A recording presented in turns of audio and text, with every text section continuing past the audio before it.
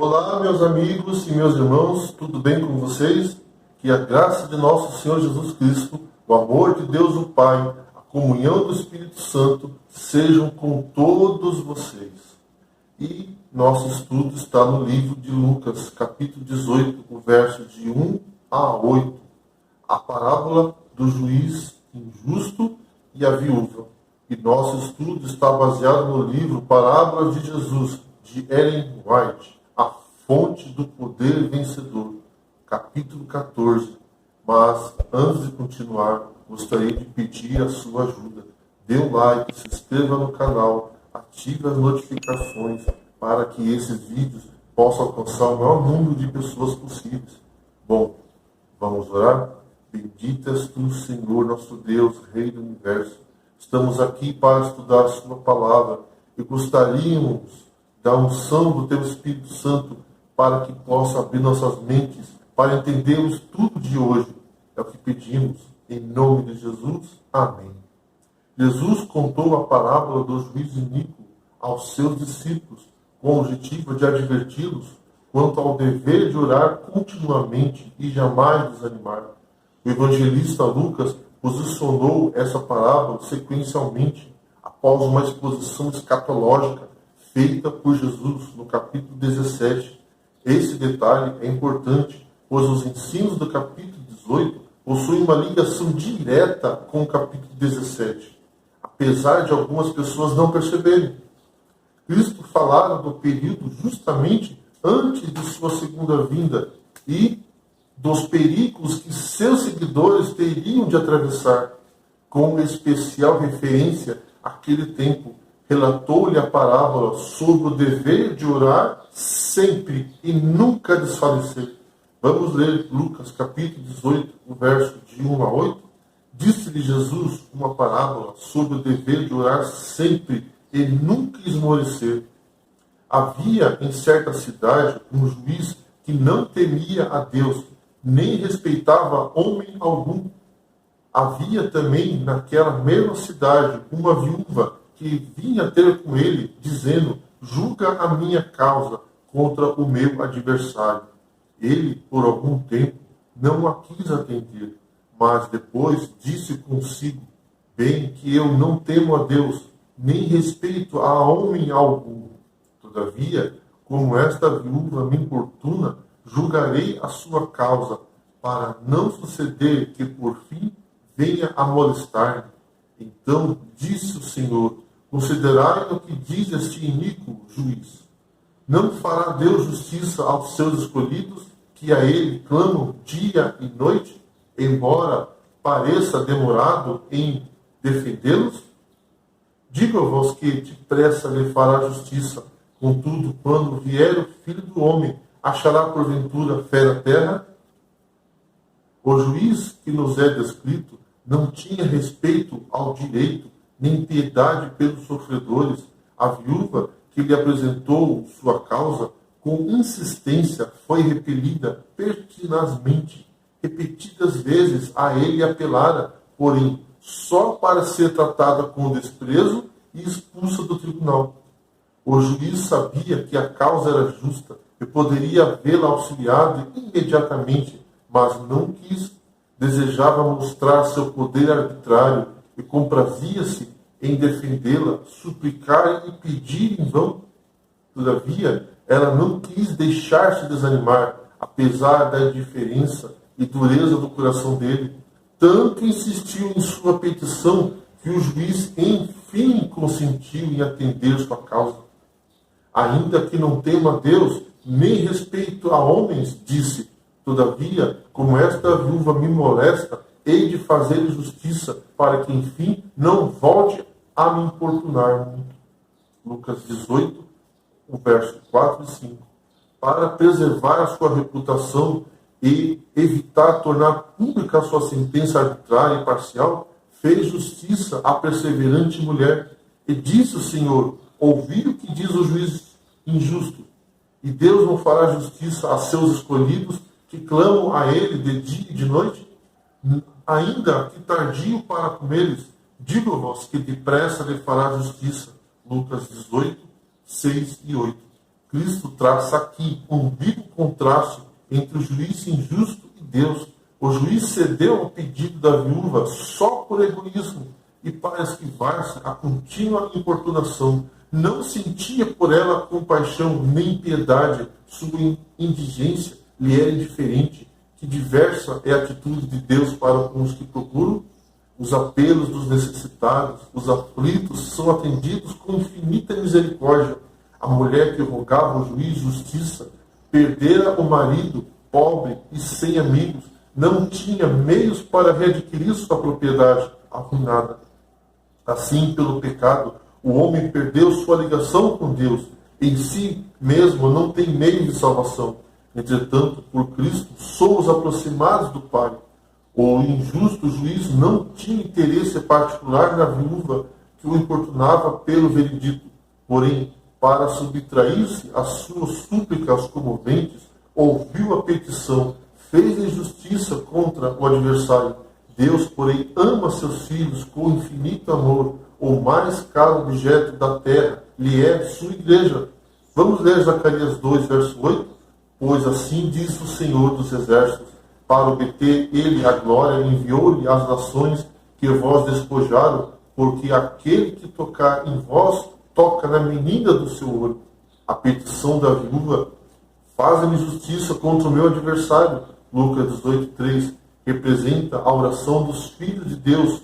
Satanás é o grande adversário, é o acusador de nossos irmãos, que os acusa de dia e de noite perante Deus. Apocalipse 12:10 instantaneamente trabalha para mal representar e acusar, para enganar e destruir o povo de Deus. Nessa parábola, Cristo ensina os discípulos a pedir de salvação do poder de Satanás e de seus instrumentos.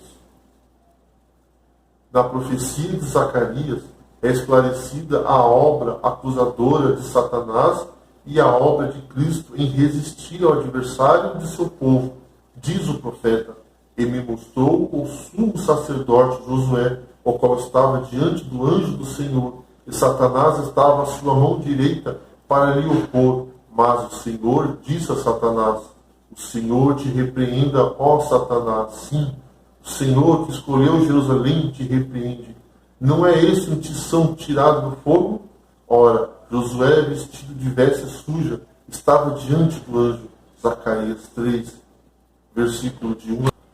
O povo de Deus é aqui representado como um delinquente em juízo. Josué, como sumo sacerdote, pede uma bênção para seu povo que está em grande aflição. Enquanto suplica a Deus, Satanás está à sua direita como antagonista. Acusa os filhos de Deus e faz seu caso parecer tão desesperador quanto possível. Expõe ao Senhor seus pecados e faltas, aponta seus erros e fracassos, esperando que pareçam aos olhos de Cristo um caráter tal que não lhe prestará auxílio em sua grande necessidade. Josué, como representante do povo de Deus, está sob condenação, cingido de vestes imundas. Consciente dos pecados do seu povo, está opresso de desânimo. Satanás carrega a pessoa com um sentimento de culpa que a faz sentir-se quase sem esperança. Todavia, ali permanece como suplicante, como Satanás, disposto contra ele. A obra de Satanás, como acusador, começou no céu. Desde a queda do homem, tem sido sua obra na terra, e sê-lo-á num sentido especial à medida que nos aproximarmos no fim da história deste mundo. Vendo que tem pouco tempo, trabalhará com maior fervor para iludi-los e destruí-los.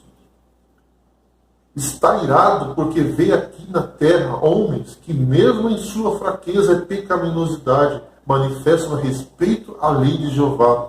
Decidiu que não devem obedecer a Deus, deleita-se em sua indignidade e arma ciladas a cada alma, para que todos sejam enredadas e alienadas de Deus. Tenta acusar e condenar a Deus e a todos os que se empenham em levar a efeito neste mundo seus desígnios sem graça e amor, com paixão e clemência.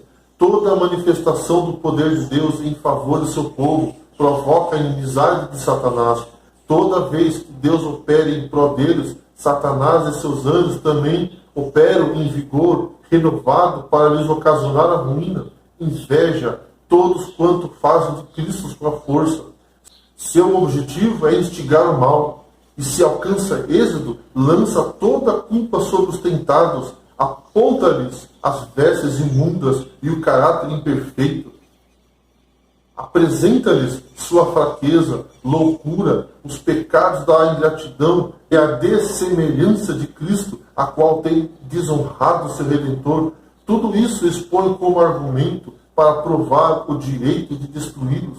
Tenta terrificar o ser humano pelo pensamento de que seu caso é sem esperança e nunca poderão ser lavadas as manchas de sua contaminação. Espera desse modo destruir-lhe a fé, para que se rendam completamente à tentação e se desviem de sua fidelidade a Deus. O povo do Senhor não pode por si mesmo refutar as acusações de Satanás. Olharem a si mesmo, estão prestes a desesperar, mas eles apelam para o advogado divino, invocam os méritos do Redentor. Deus pode ser justo e justificador daquele que tem fé em Jesus. Romanos 3:26. Com confiança, os filhos de Deus a Ele clamam para silenciar as acusações de Satanás e aniquilar seus planos. Fazem justiça contra os meus adversários, Lucas 18:3. Oram e com o poderoso argumento da cruz, Cristo faz calar o ousado acusador. Vamos ler Zacarias, capítulo 3, verso 2. Mas o Senhor disse a Satanás: o Senhor te repreenda, ó Satanás. Sim, o Senhor que escolheu a Jerusalém te repreenda. Não é este um tição tirado do fogo? Intentando Satanás denegrir os filhos de Deus e arruiná-los, Cristo se interpõe. Embora tivessem pecado, Cristo tomou sobre a sua própria alma a culpa de seus pecados, arrebatou a humanidade como tição do fogo. Pela natureza humana, está ligado ao homem, enquanto pela divina é como com o infinito Deus. E posto auxílio ao alcance das almas moribundas, o adversário é repreendido. Ora, Josué, vestido de vestes sujas, estava diante do anjo. Então, falando, ordenou aos que estavam diante dele, dizendo: vamos ler Zacarias capítulo 3, verso 3 até o 5? Ora, Josué, trajado de vestes sujas, estava diante do anjo. Tomou este a palavra e disse ao que estavam diante dele: tirai-lhes as vestes sujas. A Josué disse: eis que tenho feito que passe de ti a tua iniquidade, e te vestirei de finos trajes. E disse eu: ponho-lhe um turbante limpo sobre a cabeça. Puseram-lhe, pois, sobre a cabeça um turbante limpo, e o vestiram com trajes próprios, e o anjo do Senhor estava ali, com a autoridade do Senhor dos Exércitos. Protestou o anjo a Josué, o representante do povo, solenemente: se andares nos meus caminhos, e se observares as minhas ordenanças, também tu julgarás a minha casa, e também guardarás os meus atos, e te darei lugar entre os que estão aqui, mesmo entre os anjos que circundam o trono de Deus. Zacarias 3, verso 7. A despeito da falta do povo de Deus, Cristo não abandona o objetivo de seu cuidado. Tem poder para mudar-lhe as vestes, remove as vestes imundas, envolve o seu manto de justiça. Os crentes e arrependidos, e junto aos seus nomes, escreve nos relatórios do céu e o perdão, confessa-os como seus perante o universo celeste. Satanás, o adversário, é desmascarado como acusador e enganador. Deus fará justiça a seus escolhidos. A petição: fazem-me justiça contra os meus adversários, Lucas 18, verso 3, aplica-se não só a Satanás, como também aos agentes que instiga para mal representar, tentar destruir os filhos de Deus. Aqueles que decidem prestar obediência aos mandamentos de Deus saberão, por experiência própria, que têm adversários dominados por um poder inferior.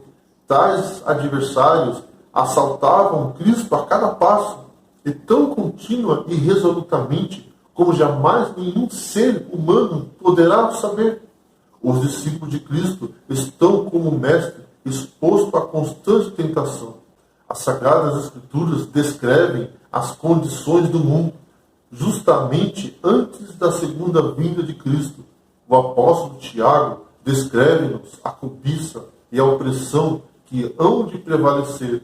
Diz ele, vamos ler Tiago 5, o verso 1, 3 e 6. Atendei agora, ricos, chorai, lamentando por causa das vossas desventuras, que vós sobrevirão. O vosso ouro e a vossa prata foram gastos de ferrugens, e sua ferrugem há de ser por testemunha contra vós mesmos, e há de devorar como fogo as vossas carnes, tesouros acumulados nos últimos dias. Eis que o salário dos trabalhadores que ceifaram os vossos campos, e que por vós foi retida com fraude, está clamando, e os clamores dos ceifeiros penetraram até os ouvidos do Senhor dos Exércitos. Tendes vivido regaladamente sobre a terra, tendes vivido nos prazeres, tendes engordado o vosso coração em dia de matança, tendes condenado e matado o justo, sem que ele vos faça resistência. É este o quadro das condições modernas, exercendo os homens opressão e extorsão de toda espécie, acumulam fortunas colossais, enquanto sobem a Deus os clamores da humanidade abatida. Vamos ler Isaías 59, o verso 14, o verso 15. Pelo que o direito se retirou e a justiça se pôs longe, porque a verdade anda tropeçando pelas praças e a retidão não pode entrar. Sim, a verdade subiu, e quem se desvia do mal é tratado como presa. O Senhor viu isso e desaprovou o não haver justiça. Isso se cumpriu na vida de Cristo na terra. Foi leal aos mandamentos de Deus, pondo de parte tradição e exigências humanas que tinham sido elevadas pelo primeiro plano. Por esse motivo foi odiado, perseguido. A história repete-se. Leis e tradições de homens são exaltadas acima da lei de Deus. E quem é fiel aos mandamentos de Deus sofre vexame e perseguição. Por sua fidelidade a Deus, Cristo foi incriminado de ser transgressor do sábado e blasfemo. Diziam que estavam possuídos do diabo e foi denunciado como Beelzebul. Da mesma maneira, serão acusados seus seguidores e expostos em uma falsa luz. Satanás espera, por esse meio, induzi-los a pecar e a desonrar a Deus. O caráter do juiz, na parábola, que não temia a Deus, nem respeitava os homens, foi apresentado por Cristo para mostrar a espécie de justiça então exercida e que seria brevemente testemunhada em seu julgamento. Deseja que todo o tempo os seus seguidores, com pouco no dia de adversidade, podem confiar em governantes e juízes terrestres. Frequentemente, o povo eleito de Deus precisa comparecer perante homens que desempenham funções oficiais e não fazem da palavra de Deus seu guia e conselheiro. Antes, seguem seus próprios impulsos, não consagrados nem disciplinados. Na parábola do juiz injusto, mostrou Cristo o que devemos fazer. E Deus não fará justiça a seus escolhidos que clamam a Ele dia e noite? Lucas 18, verso 7. Cristo, nosso exemplo, nada fez para se justificar e livrar. Confiou sua causa a Deus. Assim, seus seguidores não devem acusar nem condenar ou recorrer à violência para se livrarem. Se surgem provações que parecem inexplicáveis, não devemos permitir que nossa paz nos seja roubada. Conquanto sejamos tratados injustamente, não demonstremos raiva, alimentando o espírito de represália, prejudicando a nós mesmos. Destruímos nossa confiança em Deus, entristecemos o Espírito Santo. Enquanto o mundo progride na perversidade, nenhum de nós se lisonjeie de que não terá dificuldade. Todavia, justamente essas dificuldades nos levam à sala de audiência do Altíssimo. Podemos pedir conselho àquele que é infinito em sabedoria. O Senhor diz, vamos ler Salmo 50, versículo 15, invoca-me no dia da angústia e eu te livrarei, e tu me glorificarás. Convida-nos a lhe expormos nossas perplexidades e carência e nossa necessidade de auxílio divino. Exorta-nos a perseverar na oração. Logo que surgem dificuldades, devemos apresentar as nossas petições sinceras e francas. Pela oração insistente, evidenciando nossa forte confiança em Deus. Muitas vezes, aqueles que por sua fé sofrem afrontas e perseguições são tentados a pensar que Deus os esqueceu. Aos olhos dos homens, são a minoria. Segundo toda aparência, o inimigo triunfarão sobre eles. Entretanto, não devem violentar a consciência. Aqueles que por eles padeceu e suportou suas aflições e cuidados, não os desamparou. Os filhos de Deus não foram deixados sós e indefesos. A oração move o braço do Onipotente. A oração vencer os reinos, praticar a justiça, alcançar promessas. Vamos ler Hebreus 11, 33 e 34? Os quais, por meio de fé, subjugaram reinos, praticaram a justiça, obtiveram promessas, fecharam a boca de leões, extinguiram a violência de fogo, escaparam ao fio da espada, da fraqueza tiraram força, fizeram-se poderosos em guerra, puseram em fuga exército de estrangeiros.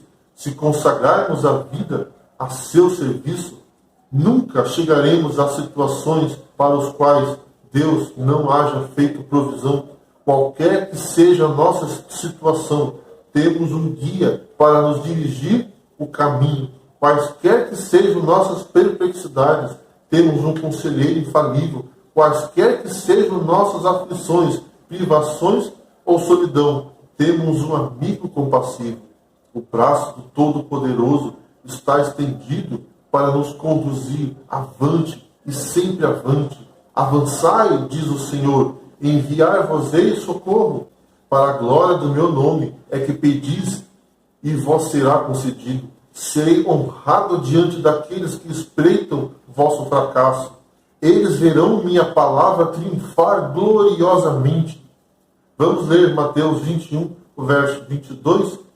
E tudo quanto perdides em oração, crendo, recebereis.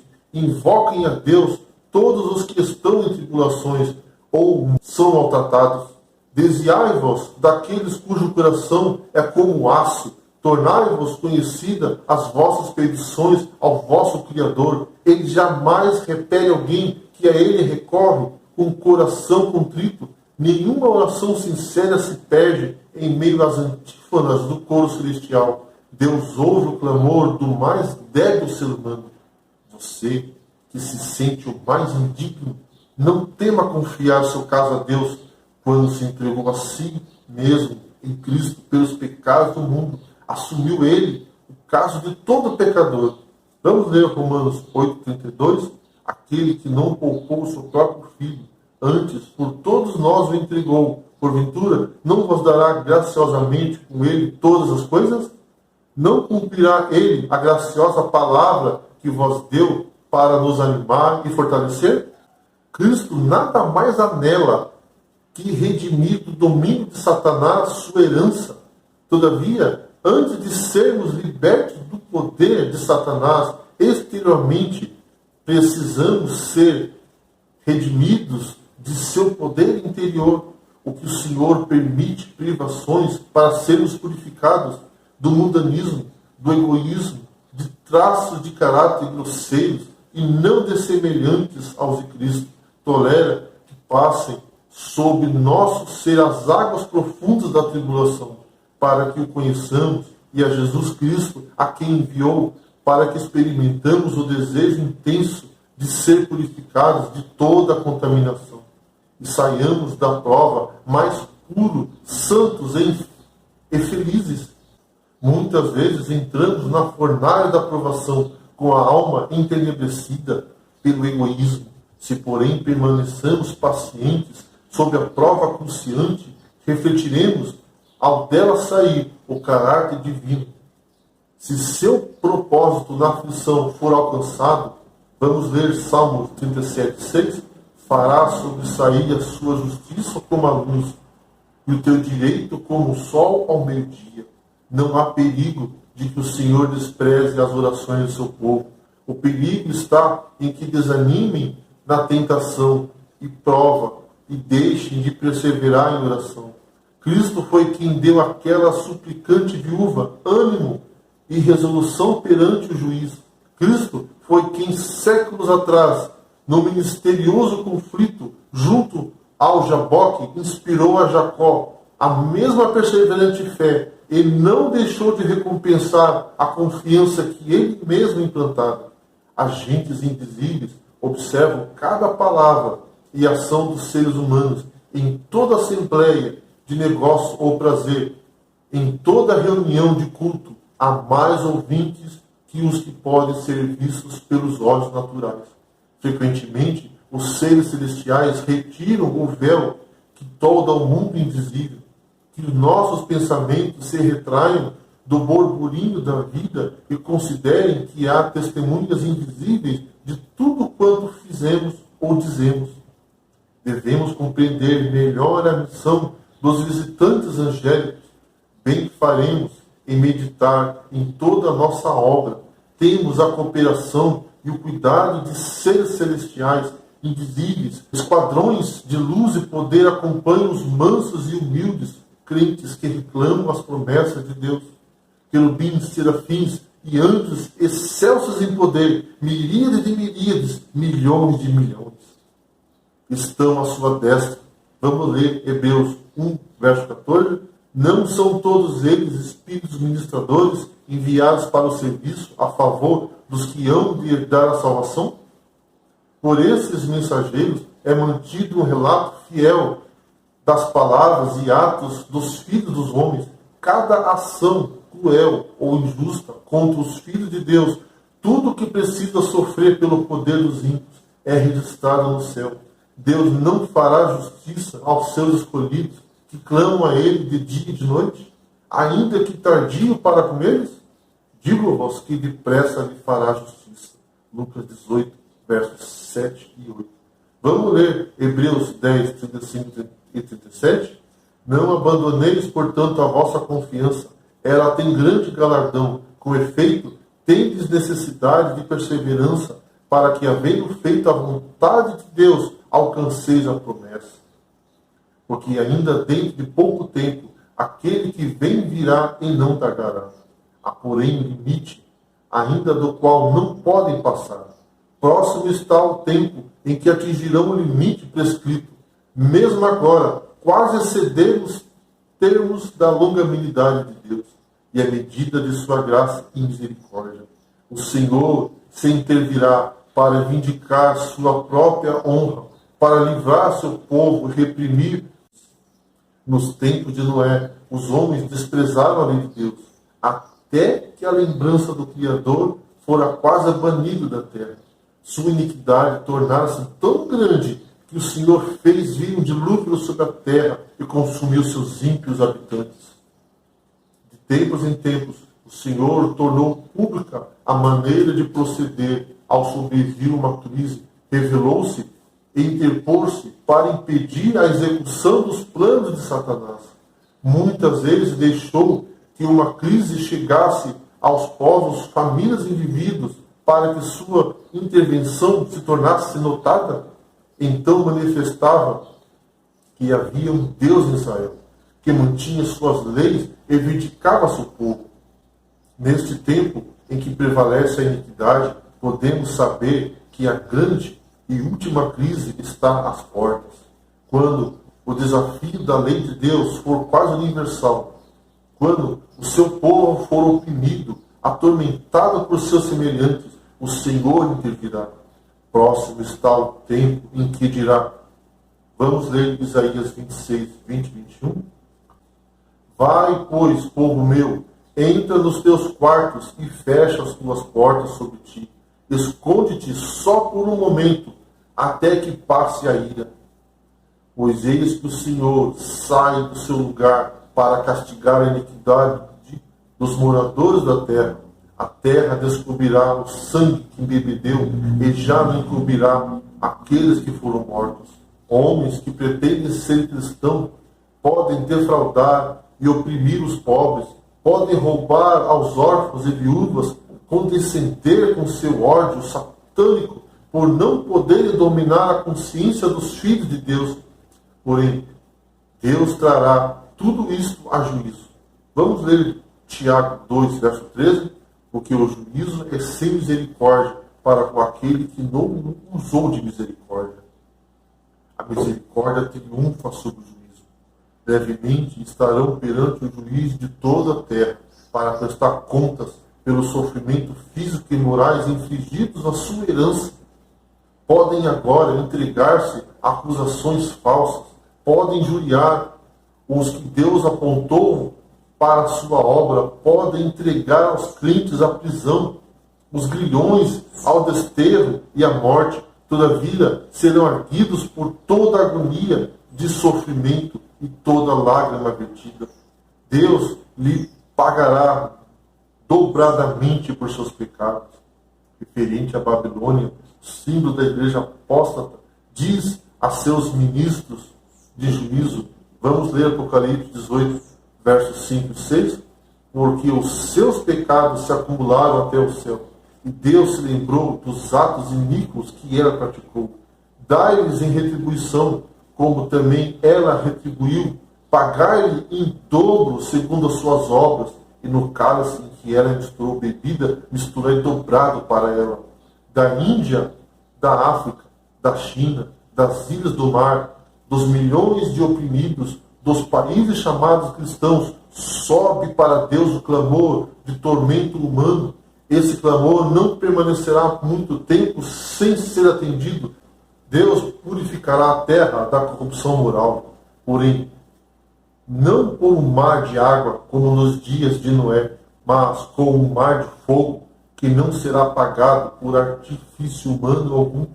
Vamos ler Daniel 12:1. Nesse tempo se levantará Miguel, o grande príncipe, o defensor dos filhos de teu povo, e haverá tempo de angústia como nunca houve, desde que houve nação até aquele tempo.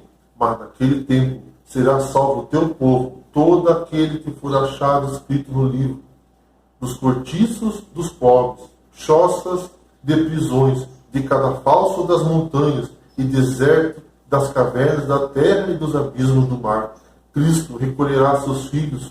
Na terra tinham destituídos, afligidos e atormentados. Milhões baixaram ao túmulo, carregados de infâmia, porque recusaram render-se às agoniosas pretensões de Satanás. Por tribunais humanos, os filhos de Deus foram condenados como os mais vis criminosos. Mais próximo está o dia em que qualquer que tenha sido a cruz que suportaram, quaisquer as perdas sofridas, qualquer perseguição que padeceram, mesmo a perda da vida temporal, os filhos de Deus serão amplamente recompensados. Jesus disse que Deus vai fazer justiça e depressa. Lucas 18, 6 a 8. Ele não ignora nossas orações, mas nós precisamos ter fé e não desistir. Por isso, devemos orar e não desanimar, pois o nosso juiz é justo e fiel e cuidará dos seus para fazer justiça em tempo oportuno. Vamos orar. Bendito és tu, Senhor nosso Deus, Rei do Universo.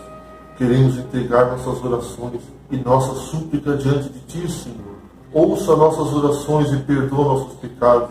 Envia seu Espírito Santo, é o que pedimos, em nome de Jesus. Amém. Que Deus abençoe a cada um de vocês.